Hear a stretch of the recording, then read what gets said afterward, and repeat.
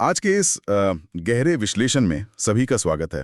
आज हम एक ऐसे विषय की परतें उधेड़ने वाले हैं जो कागजों पर तो बहुत नीरस लगता है, लेकिन असल जिंदगी में किसी की भी नींद उड़ा सकता है। बिल्कुल किसी भी आम इंसान की रातों की नींद और बैंक बैलेंस दोनों को तबाह कर सकता है। तो हमारा आज का मिशन ये समझना है कि कैसे कुछ लोग न्याय पाने के लिए नहीं, बल्कि दूसरों को मानसिक और आर्थिक रूप से प्रताड़ित करने के लिए हमारी ही कानूनी प्रक्रिया का दुरुपयोग करते हैं। और उससे भी बड़ी बात यह है कि अगर कोई इस दलदल में फंस जाए तो पलटवार करने के कानूनी हथियार क्या हैं। सही कहा। और आज की चर्चा के लिए हमने काफी रिसर्च की है। हमारे स्रोतों में नए आपराधिक कानून BNSS 2023, सिविल प्रक्रिया संहिता यानी CPC, हाँ, CPC, और इसी साल मेरा मतलब है 2025 के सुप्रीम कोर्ट के 2 बेहद ताज़ा और दिशा तय करने वाले फैसलों के नोट शामिल हैं। आज का विषय वाकई हर उस व्यक्ति के लिए जरूरी है जिसका कभी भी कोर्ट कचहरी से पाला पड़ने की संभावना हो। कानूनी पेचीदगियों को समझना अक्सर मुश्किल होता है, लेकिन आज हम इसे सुलझाने की पूरी कोशिश करेंगे। इसे समझने के लिए एक उदाहरण से शुरुआत करते हैं। मान लीजिए कि कोई एक बहुत ही रोमांचक वीडियो गेम खेल रहा है। वो पूरी ईमानदारी से नियम मान रहा है, लेकिन सामने वाला खिलाड़ी अपनी चाल चलता है, अचानक गेम को पॉज करता है, अपना कंट्रोलर वहीं छोड़कर कमरे से बाहर चला जाता है।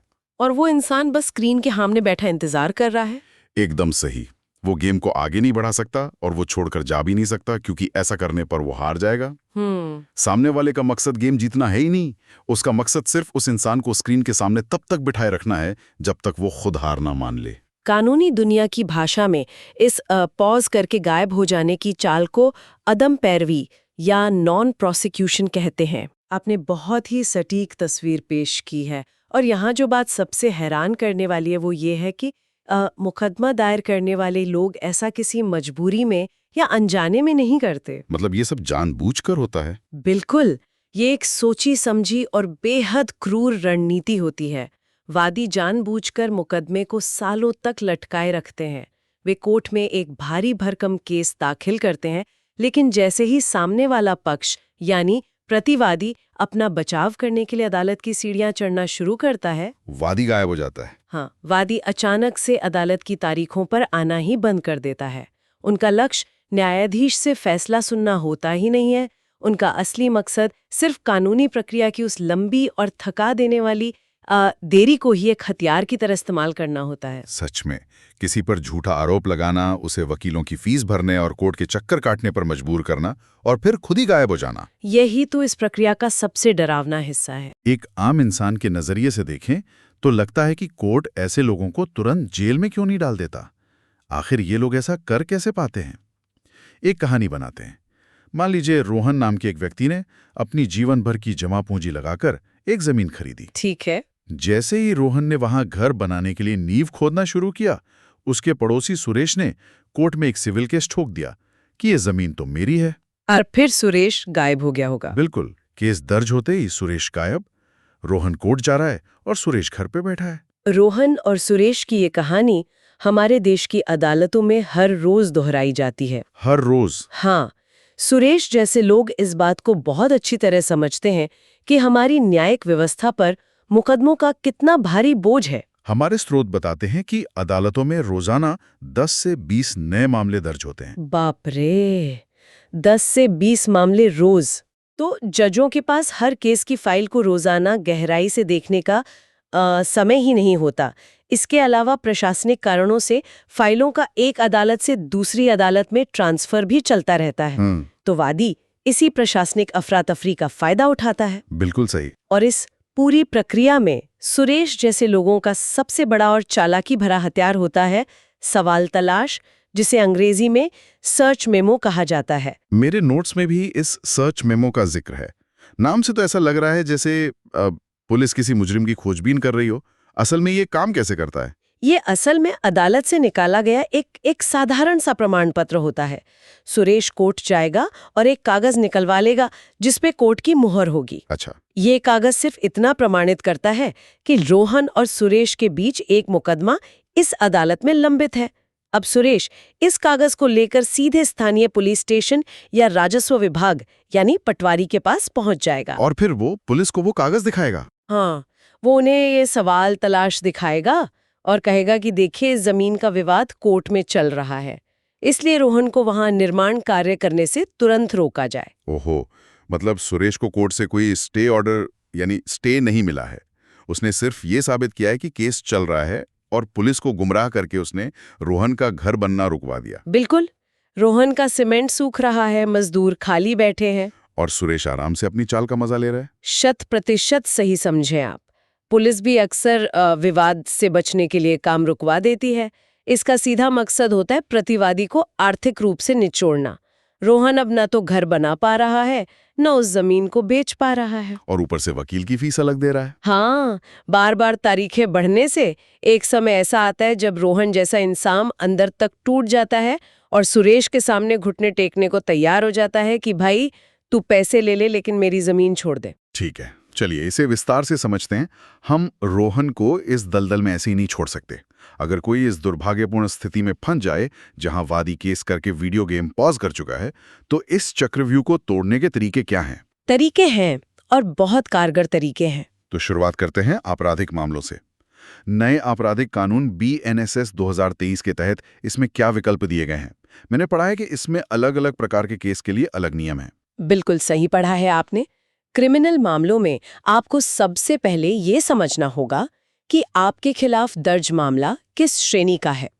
अदालतों में सबसे ज्यादा समन्स केस देखने को मिलते हैं। Summons case? हाँ, जो भी प्राइवेट शिकायतें होती हैं जिनमें अपराध की गंभीरता अपेक्षाकृत कम होती है, उनमें समन्स केस की प्रक्रिया अपनाई जाती है। यहाँ नए BNSS की धारा 279 लागू होती है। BNSS 279? जी, यही नियम पहले पुरानी CRPC की धारा 256 में हुआ करता था। नियम ये है कि जब अदालत में आरोपी के हाजिर होने की तारीख मुकर्रर हो और उस दिन शिकायतकर्ता यानी वादी अदालत में न आए, तो क्या होता है? केस खत्म। नहीं, मजिस्ट्रेट वादी को हाजिर होने के लिए 30 दिन का समय देता है। 30 दिन का समय। सामने वाला इंसान झूठे केस में फंसाकर पहले ही परेशान कर रहा है, तारीख पे खुद आ नहीं रहा और कोर्ट उसे 1 महीने का और वक्त दे रही है। मैं समझ सकती हूँ, ये निराशाजनक लगता है। क्या ये सिस्टम की एक बहुत बड़ी कमजोरी नहीं है कि जो प्रताड़ित कर रहा है उसी को रियायत दी जा रही है? आपकी बात एकदम जायज है और पहली नजर में ये ऐसा ही लगता है, लेकिन कानून को हर पहलू देखना होता है। हो सकता है वादी का एक्सीडेंट हो गया हो या कोई जेन्युइन इमरजेंसी आ गई हो, इसलिए न्याय के सिद्धांत के तहत एक मौका दिया जाता है। अच्छा, एक मौका। लेकिन अगर उन 30 दिनों के बाद भी वादी अदालत में नहीं आता है तो मैजिस्ट्रेट आरोपी को सीधे बरी कर सकता है। इसे एक्विटल कहते हैं। मैंने अपने नोट्स में देखा है कि इसके लिए आरोपी को खुद एक एप्लीकेशन लगानी होती है। जी बिल्कुल। मतलब रोहन को सिर्फ चुपचाप खड़े नहीं रहना है, बल्कि हर सुनवाई पर जज साहब को धारा 279 BNSS के तहत बरी करने की एक लिखित अर्जी देनी चाहिए, जिसमें वादी की गैर हाजिरी का पूरा रिकॉर्ड हो। आपने एक बहुत ही महत्वपूर्ण बात पकड़ी है। सिर्फ इंतजार करने से कुछ नहीं होगा, आपको सक्रिय होना पड़ेगा। लेकिन यहाँ पर हमें रुककर एक बहुत ही ताज़ा और अहम फैसले पर नजर डालनी चाहिए। कौन सा फैसला? 31 मार्च 2025 का सुप्रीम कोर्ट का एक जजमेंट है। अंजीत सरकार बनाम रवि गणेश भारद्वाज, जस्टिस दीपांकर दत्ता और जस्टिस मनमोहन की बेंच ने इस मामले में जो कहा है वो हर वकील और पक्षकार को पता होना चाहिए। तो इस अंजीत सरकार वाले मामले की पृष्ठभूमि क्या थी? सुप्रीम कोर्ट को इसमें दखल क्यों देना पड़ा? दरअसल इस मामले में मजिस्ट्रेट ने सिर्फ ये देखकर आरोपी को बरी कर दिया था कि शिकायतकर्ता 1 तारीख पर अदालत नहीं आया। मतलब वादी नहीं आया और जज ने सीधे बरी कर दिया? हाँ, मजिस्ट्रेट ने फाइल देखा कि वादी गायब है और आंख बंद करके बरी करने के आदेश पर दस्तखत कर दिए। लेकिन सुप्रीम कोर्ट ने इस आदेश को पलट दिया। क्यों? अदालत ने स्पष्ट किया कि वादी की गैर हाजिरी पर बरी करने का आदेश कोई ऑटोमेटिक या मशीन की तरह काम करने वाली प्रक्रिया नहीं हो सकती। इसका मतलब जज सिर्फ हाजिरी रजिस्टर देकर फैसला नहीं सुना सकता, उसे कुछ और भी जांचना होगा। सही कहा। सुप्रीम कोर्ट ने कहा कि मजिस्ट्रेट को पहले अदालत की डायरी या पुराने आदेश देखने होंगे। ये सुनिश्चित करना होगा कि जिस तारीख पर वादी गायब हुआ है, क्या वो तारीख विशेष रूप से आरोपी की हाजिरी के लिए ही तय की गई थी। एक सेकंड, आगे बढ़ने से पहले इसे थोड़ा साफ करते हैं। अगर तारीख आरोपी की हाजिरी के लिए नहीं थी तो किस लिए हो सकती है? कई कारण हो सकते हैं। मान लीजिए वो तारीख किसी पुराने दस्तावेज को पेश करने के लिए रखी गई थी या किसी कारण बताओ नोटिस का जवाब देने के लिए थी। अच्छा, अगर तारीख उस विशेष काम के लिए थी और वादी नहीं आया तो मैजिस्ट्रेट शिकायत को खारिज तो कर सकता है, जिसे डिसमिसल ऑफ कंप्लेंट कहते हैं। लेकिन वो बरी नहीं कर सकता। बिल्कुल, वो आरोपी को तकनीकी रूप से बरी यानी एक्विट नहीं कर सकता। ये तो शब्दों का बहुत ही बारीक जाल है। एक तरफ है शिकायत का खारिज होना और दूसरी तरफ है बाकायदा बरी होना।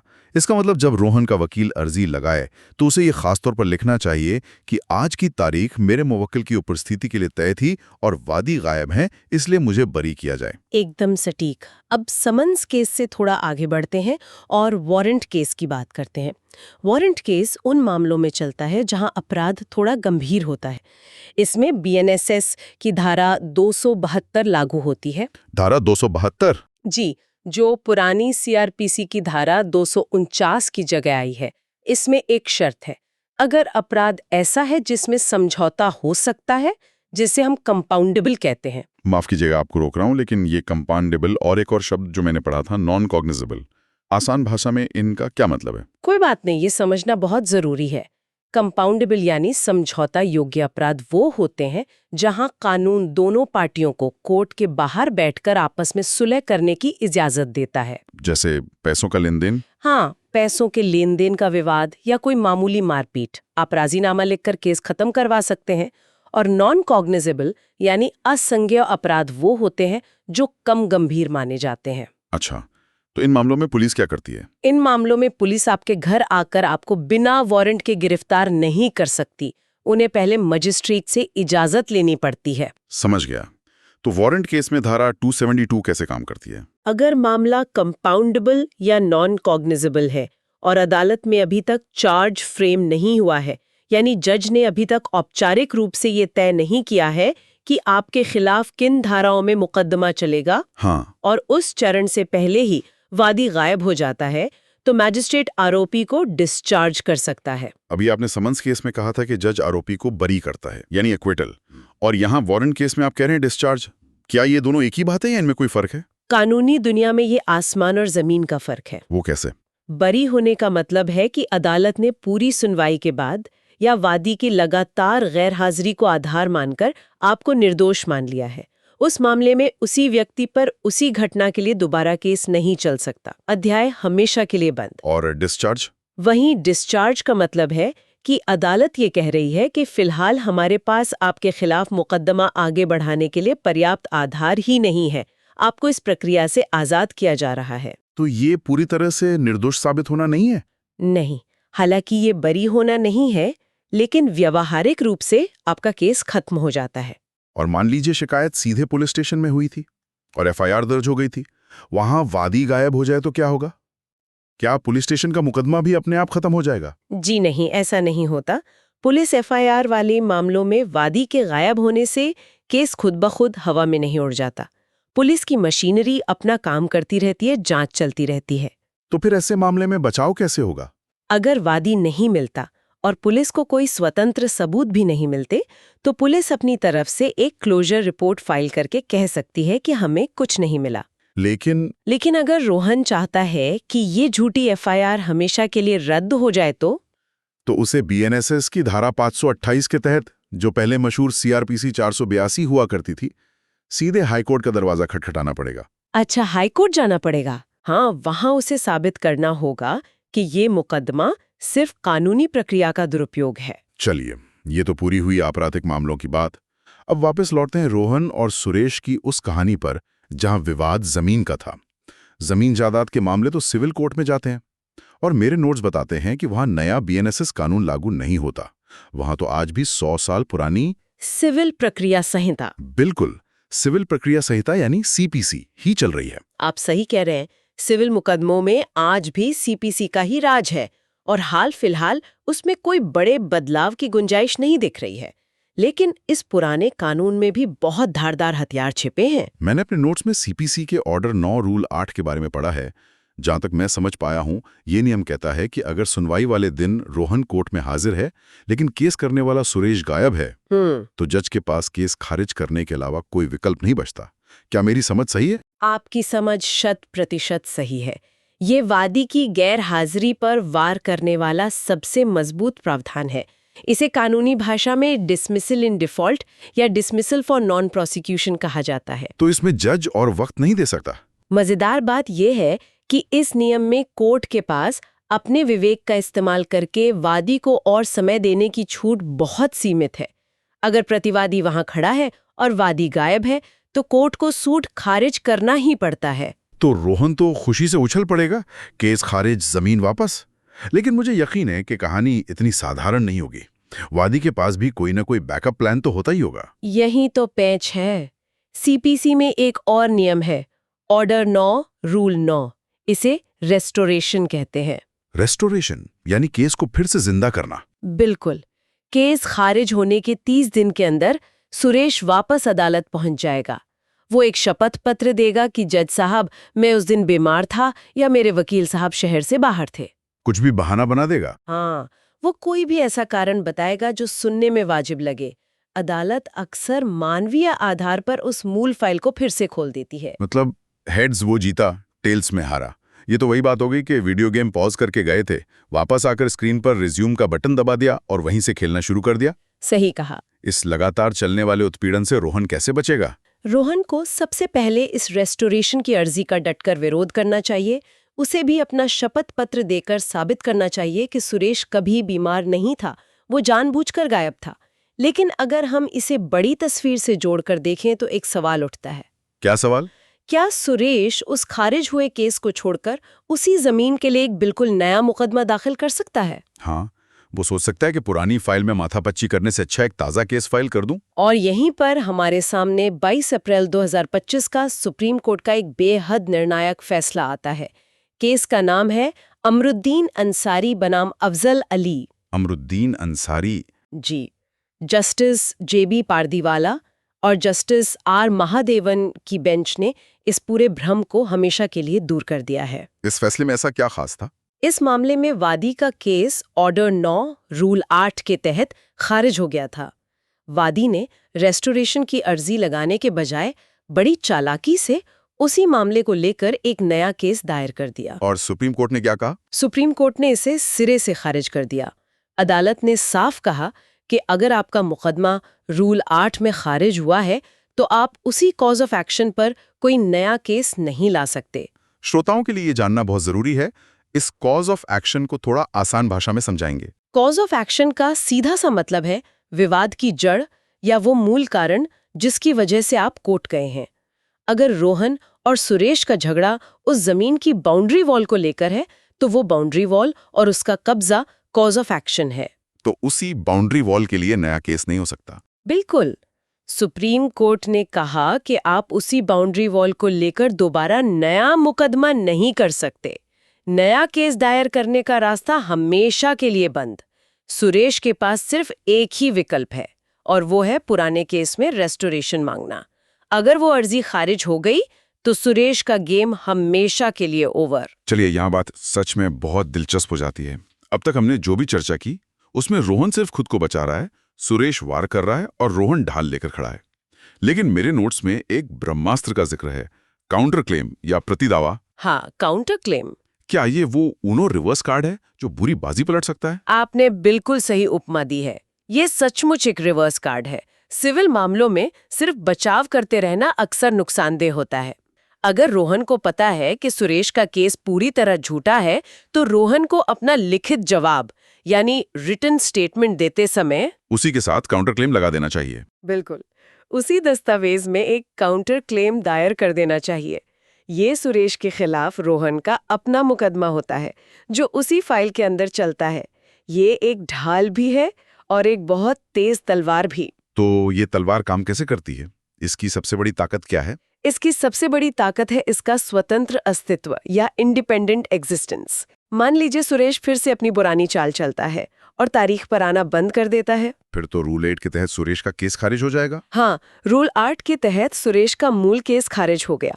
आमतौर पर कहानी यहीं खत्म हो जाती, लेकिन चूंकि रोहन ने काउंटर क्लेम दाखिल किया हुआ है, अदालत फाइल बंद नहीं करेगी। मतलब सुरेश का केस मर गया, लेकिन रोहन का काउंटर क्लेम अभी भी उसी कोर्टरूम में जिंदा है। बिल्कुल। अदालत सुरेश के बिना ही रोहन के दावे पर सुनवाई जारी रखेगी। अदालत रोहन से कहेगी कि आप अपने सबूत पेश कीजिए। इसे एक तरफा या एक्स पार्टे साक्ष्य कहते हैं। एक्स पार्टे साक्ष्य, अच्छा। और अगर रोहन के कागजात पक्के हैं तो जज साहब रोहन के पक्ष में एक तरफा डिक्री यानी अंतिम फैसला सुना सकते हैं। इस फैसले से रोहन को असल में क्या फायदा होगा? बहुत बड़ा फायदा। रोहन इस डिक्री के जरिए सुरेश के खिलाफ एक स्थायी निषेधाज्ञा यानी परमानेंट इंजंक्शन हासिल कर सकता है। इसका मतलब है कि भविष्य में सुरेश कभी उस जमीन के आसपास भी नहीं फटक सकेगा। और जो खर्चा हुआ उसका क्या? वही तो सबसे बड़ी बात है। रोहन अदालत से मांग कर सकता है कि सुरेश ने जो मानसिक प्रताड़ना दी है और वकील की जो लाखों की फीस लगी है, वो पूरा खर्च सुरेश की जेब से वसूला जाए। ये तो शानदार है। जो सुरेश कल तक कोर्ट से सर्च मेमो का पर्चा लेकर रोहन को डरा रहा था और उसका काम रुकवा रहा था, अब वही सुरेश खुद कोर्ट का भारी भरकम खर्च भरेगा। हाँ, और उस जमीन की तरफ आंख उठाकर भी नहीं देख पाएगा। इससे उसे समझ आ जाएगा कि अदालत के समय के साथ खिलवाड़ करने का अंजाम कितना भयानक हो सकता है। सच कहा आपने। जब आप काउंटर क्लेम लाते हैं तो वादी पर अचानक से चौतरफा दबाव आ जाता है। उसे न केवल अपना झूठा दावा साबित करना होता है, बल्कि आपके द्वारा खड़े किए गए सवालों और दावों का भी पुख्ता जवाब देना होता है। यह सुरेश जैसे लोगों की रणनीति को पूरी तरह से ध्वस्त कर देता है। तो इस सब का असल मतलब क्या है? आज की हमारी इस चर्चा से जो मुख्य बात निकलकर सामने आती है वो ये है कि कानूनी लड़ाई में सिर्फ मासूम बनकर खड़े रहने से न्याय नहीं मिलता। किसी को भी सिस्टम के टूल्स का इस्तेमाल करना आना चाहिए। बिल्कुल सही। अगर कोई वादी गायब हो रहा है तो कोर्ट रिकॉर्ड की निगरानी करें। आपराधिक मामलों में बीएनएसएस की धारा 279 के तहत बरी होने की एप्लीकेशन लगाएं। और सिविल केस है तो सीपीसी के ऑर्डर 9 रूल 8 का डट कर इस्तेमाल करें। रेस्टोरेशन का विरोध करें और सबसे अहम काउंटर क्लेम रूपी ब्रह्मास्त्र का इस्तेमाल करने से कभी पीछे ना हटे। ज्ञान की सार्थकता इसी में है कि समय आने पर उसका सही इस्तेमाल किया जाए। अदालत का कमरा किसी चक्रव्यूह से कम नहीं है, लेकिन अगर किसी को ये पता है कि कानून की कौन सी धारा ढाल बन सकती है तो वो उस चक्रव्यूह को भेद भी सकता है। जाने से पहले मैं एक विचार यहाँ रखना चाहूंगा जिस पर सभी को गंभीरता से सोचने की जरूरत है। इससे एक बहुत ही महत्वपूर्ण सवाल खड़ा होता है। आज हमने देखा कि कैसे लोग मुकदमों की इस देरी और अदम पैरवी को एक सोचे समझे हथियार की तरह इस्तेमाल कर रहे हैं। हाँ, और तो क्या, हमारा न्याय तंत्र अपनी प्रशासनिक मजबूरियों के चलते अनजाने में ही सही समय की इस बर्बादी को बढ़ावा नहीं दे रहा। आज हम आर्टिफिशियल इंटेलिजेंस और तकनीक के युग में जी रहे हैं। क्या भविष्य में ऐसा संभव है कि हमारे कोर्ट सिस्टम में ऐसा एआई सॉफ्टवेयर लगा हो जो इस लीगल घोस्टिंग यानी वादी के बार बार गायब होने के पैटर्न को अपने आप पहचान ले? ये एक बहुत ही क्रांतिकारी विचार है। सोचिए अगर सिस्टम खुद ब खुद ऐसे झूठे और परेशान करने वाले मुकदमों को पकड़ ले और वादी पर स्वतः ही लाखों का जुर्माना लगा दे, तो शायद अदालतों से रातों रात मुकदमों का आधा बोझ कम हो जाएगा। वाकई ये एक ऐसा विचार है जिस पर हमारे देश की नीति निर्माताओं, जजों और तकनीकी विशेषज्ञों को एक साथ बैठकर गहराई से मंथन करना चाहिए। और शायद तकनीक और कानून का यही संगम भविष्य में न्याय की राह को उस आम इंसान के लिए आसान बना दे जो आज सिर्फ तारीखों के बोझ तले दबा हुआ है। आज के इस बेहद ज्ञानवर्धक और विस्तृत विश्लेषण से जुड़ने के लिए सभी का बहुत बहुत आभार। नई चीजें सीखते रहिए, अपने आसपास के प्रति जागरूक रहिए और सबसे बड़ी बात, अपने कानूनी अधिकारों को पहचानते रहिए।